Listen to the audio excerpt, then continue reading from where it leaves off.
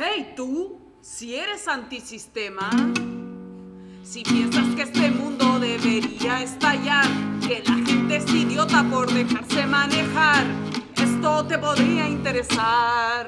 Y si no, toma nota igual. Foucault para encapuchados, Foucault para encapuchados, Foucault para encapuchados, Foucault.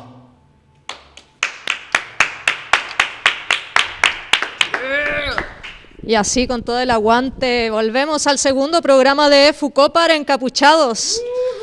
Segundo capítulo, buenas noches. Buenas noches, compañeras encapuchadas.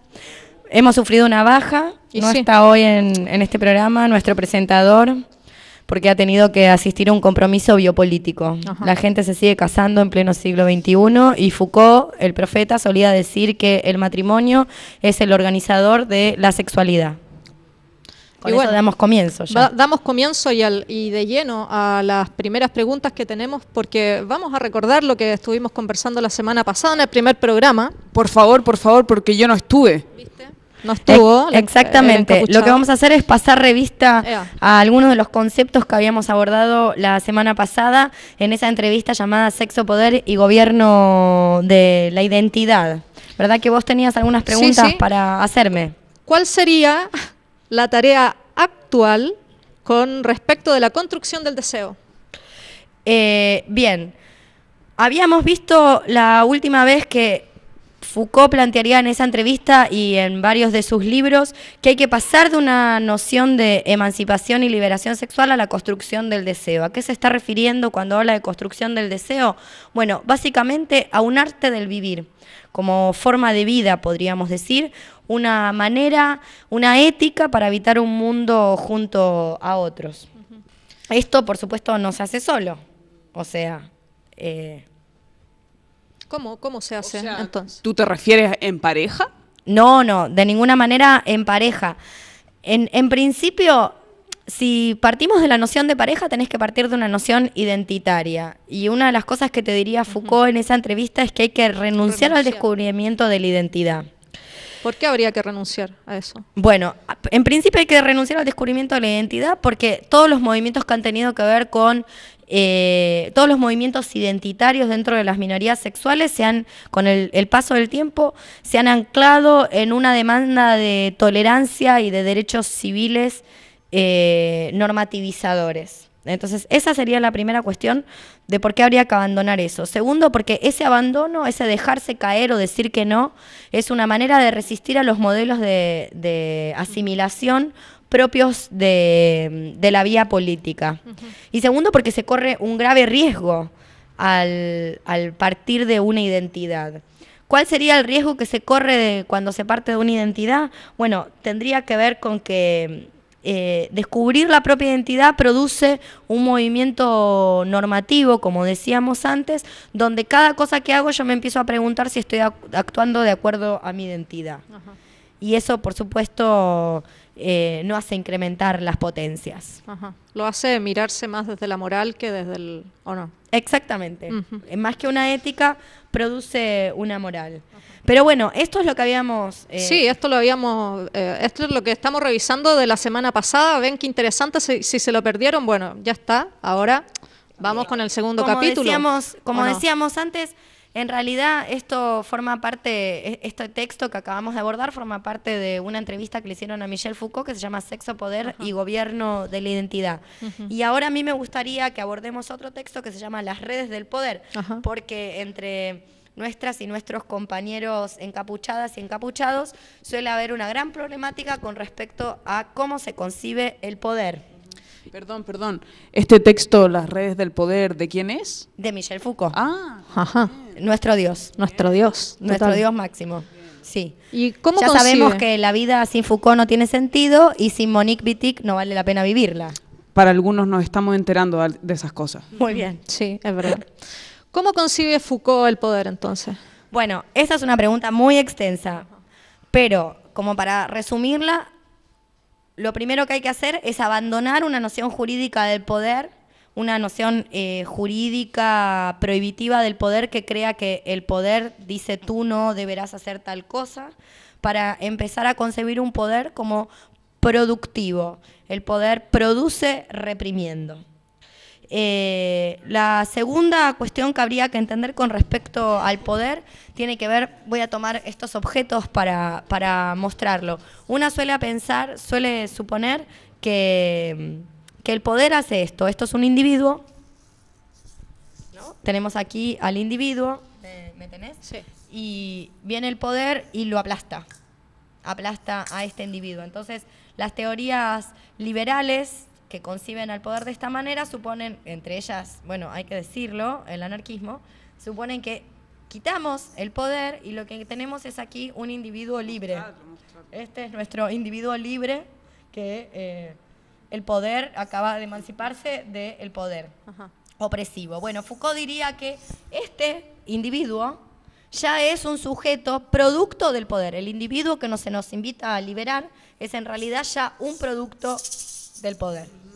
Oye, y no me queda muy claro cuando te refieres a que al poder jurídico, ¿cómo? El poder jurídico es el de las instituciones jurídicas, el poder que prohíbe lo que tenés que hacer, el que dice tú no deberás. Por supuesto, no es solo de las instituciones jurídicas, está en ciertos aparatos o dispositivos como la familia. Lo importante es que Foucault desplaza la concepción del poder prohibitivo para analizar cómo funciona el poder. Ajá. Y dime, encapuchado, ¿a qué se dedica el poder entonces? Bueno, se dedica a muchas cosas, ¿no? Pero entre las más interesantes de analizar a las que se dedica tiene que ver con dedicarse a controlar. Foucault tiene una frase maravillosa que es dedicarse a controlar los elementos más tenues en el cuerpo social. A lo que se dedica este poder productivo es a vigilar un cuerpo, ver cómo se lo puede hacer más útil, más rentable, que mejore e intensifique su rendimiento, cómo controlar la conducta de ese cuerpo, incluso en sus elementos más tenues. Y esto tiene que ver con dos grandes revoluciones en relación al poder, que economizaron, hicieron más económico el despliegue de las fuerzas y la utilización del poder. Uno tiene que ver con el descubrimiento de la disciplina. La disciplina lo que viene a procurar es lo que decíamos antes, la capacidad de controlar el cuerpo social hasta en sus elementos más tenues. Y el segundo tiene que ver con la biopolítica, entendiendo la biopolítica como esas sociedades disciplinares, ese paso de las sociedades soberanas que controlan la muerte hacia sociedades disciplinares que en realidad lo que vienen a controlar es la proliferación de la vida. O sea que la familia, el colegio, las instituciones todas están hechas para formatear. Las grandes instituciones del siglo XVIII, XIX y XX, que son las grandes instituciones de encierro, están hechas para crear, para poder controlar a nivel subjetividad los elementos más tenues del cuerpo social. Familia, neuropsiquiátrico, escuela, cárcel. Bueno, la cárcel es la gran metáfora.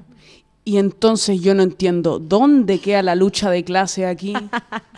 Eso nos vamos a dedicar más adelante cuando trabajemos el modelo de la subjetividad en Deleuze y Guattari. Igual, al respecto de la lucha de clases, yo te voy a dar un texto de microfísica del poder para que leas, pero en realidad eso va a ser después de que analicemos cómo funciona el sexo en todo este entramado de las redes del poder. Porque qué pito toca, valga la redundancia, qué pito toca en todo esto el sexo. El sexo en el modelo biopolítico del poder disciplinar es el dispositivo privilegiado por donde emerge el poder. De allí esa maravillosa frase de Foucault en el tomo 1 de Historia de la Sexualidad, la voluntad de saber, que decirle que sí al sexo no es decirle que no al poder. El sexo es entonces lo que garantiza poder vigilar a los individuos. O sea, conviene mucho que haya muchos heterosexuales. Conviene caleta. Mujeres y hombres que vayan... De hecho, se ha dedicado la biopolítica a crear el concepto de sujetos sexuados. Y entonces también esas expectativas de querer una pareja, por ejemplo, ¿entraría también en esto? Vos estás obsesionada con esa cuestión. Un poco. Con esa cuestión.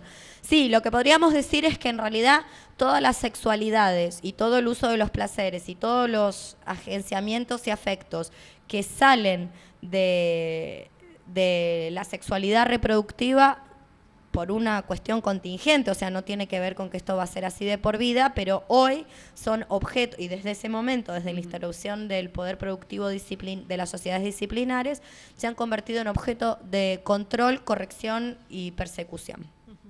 Lo cual incluye a aquellas personas que por los motivos que sean no quieren relacionamientos basados en este modelo familiarista edipizante. ¿Dónde podemos encontrar estos textos encapuchados? Está todo en internet. Todo en Las internet, redes de no poder puedo creerlo. de Michel Foucault. No sé si acá nuestra compañera cantautora tiene ganas de leer un texto de Microfísica del Poder, que yo se lo quiero dedicar a todas las personas que votan. Bien, para ellos. Microfísica del Poder, Michel Foucault.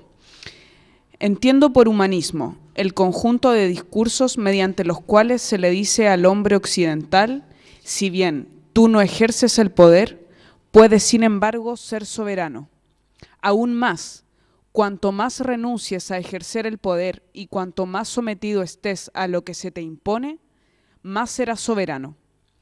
El humanismo es lo que ha inventado paso a paso estas soberanías sometidas que son el alma, soberana sobre el cuerpo, sometida a Dios, la conciencia, soberana en el orden del juicio, sometido al orden de la verdad, el individuo, soberano titular de sus derechos, sometido a las leyes de la naturaleza o a las reglas de la sociedad, la libertad fundamental, interiormente soberana, exteriormente consentidora y adaptada a su destino.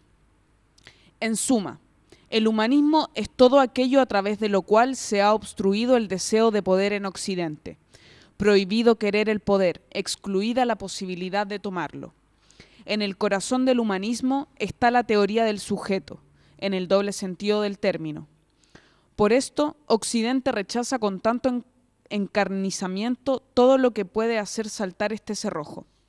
Y este cerrojo puede ser atacado de dos maneras, ya sea por un desometimiento de la voluntad de poder, es decir, la lucha política en tanto que lucha de clase, ya sea por un trabajo de destrucción del sujeto como pseudo soberano, es decir, mediante el ataque cultural, supresión de tabús, de limitaciones y separaciones sexuales, práctica de la existencia comunitaria, desinhibición respecto a la droga, ruptura de todas las prohibiciones y de todas las cadenas mediante las que se reconstruye y se reconduce la individualidad normativa.